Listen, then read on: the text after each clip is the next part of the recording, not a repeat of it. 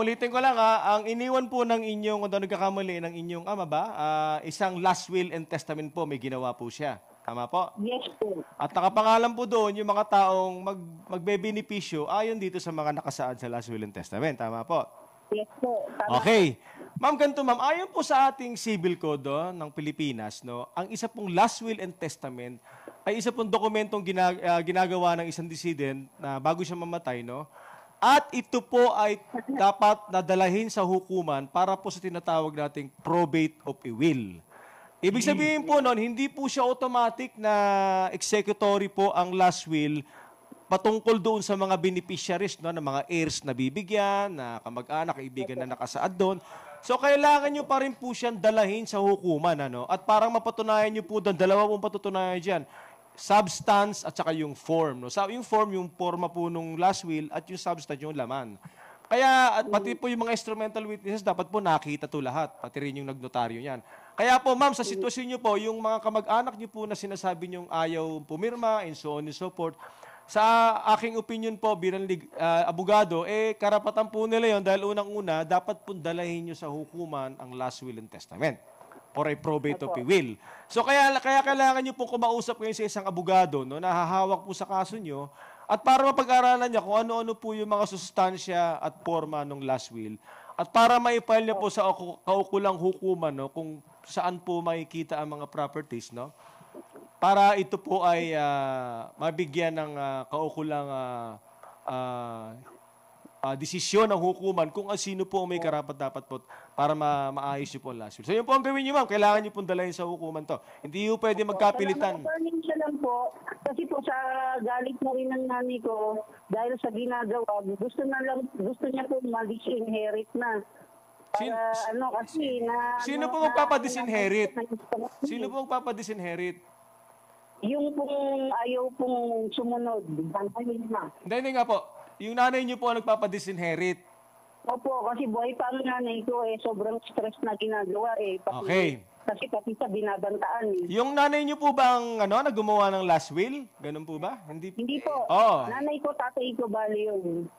Ma'am, ang pagpa-disinherit po ng isang heir, no? Kailangan niya nung pundalin sa hukuman niya. Although may mga ibang anggulo po na hindi na siya, executory na siya, no? Example po, pag merong convicted na crime, yung supposedly na heir against doon sa testator, convicted po siya, kunyari, crime of robbery or attempted murder, automatic po yun, pwede na siyang i-disinherit. Pero yung mga, yung mga grounds na yung, alam mo na, yung medyo pasaway yung anak mo, pabaya, hindi ka tinutos, pinamanamahal, kailangan nyo pa rin dalayin sa hukuman yan at patunayan doon na talaga namang ganun po yung sitwasyon para mapatunayan, para po siya ma-disinherit. So, hindi ho automatic ang pagpa-disinherit ng isa hong, lalo na po ang mga forced heirs po, yung mga anak, asawa. Kailangan talaga siya lumapit sa abogado. Yes, Sir Vico, kailangan po talaga abogado po ang aasikaso po ng inyong isa na po din sana concern, baka nung may kakilala kayo, may property kasi kami, pero ang problema namin, yun nga po, wala po kasi talaga kami. Yes, sir, tama. Ganito, ma'am, ang pinakamaganda nyo pong lapitan sa sitwasyon nyo ngayon, kung saan po kayo nakatira, pumunta po kayo sa IBP, no? Saan po kayo nakatira? Anong city po kayo? Mandaluyong po. Mandaluyong. Pumunta ko kayo sa IBP ng Mandaluyong o kaya sa PAW ng Mandaluyong at magpa-assist po kayo doon at pag kayo na may qualified bilang isang walang kakayanang maghanap ng pribadong abogado, maaari po nila kayong gabayan at tulungan ng legal at wala po silang hihingin sa inyong anumang bayad na legal dahil ito po ay serbisyo po binibigay ng IBP at ng PAW. Okay, maraming salamat po, Ma'am Jocelyn. Salamat po. Yes.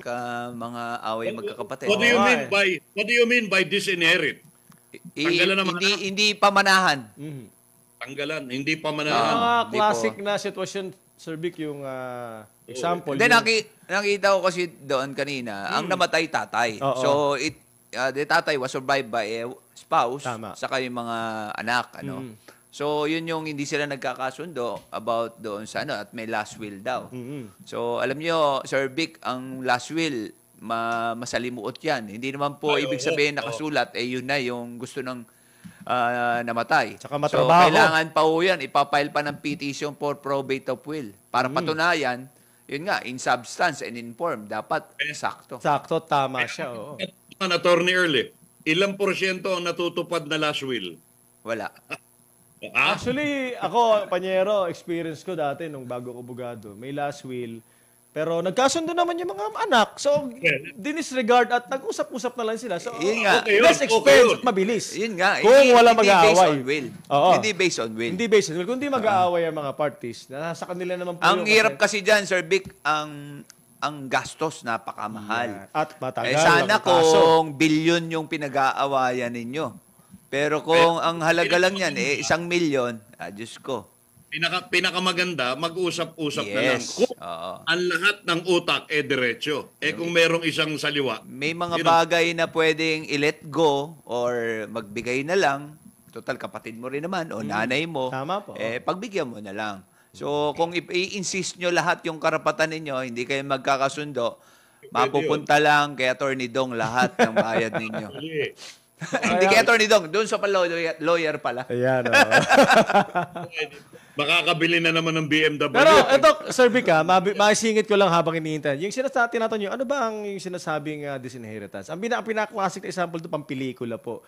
Si tatay ay meron siyang, namatay ang asawa niya, meron siyang panibagong asawa, no? Kunyari, kasal sila. Pero yung anak, yung anak pare, naging girlfriend niya yung bagong asawa ng tatay niya. Pag nabasyo yun, nabuking, pwedeng pa disinherit ni father yung anak kasi ano niya. Pero through petition pa rin in court. Yes, petition pa rin. Yan po yung mga classic case. Hindi pwede yung chismis lang.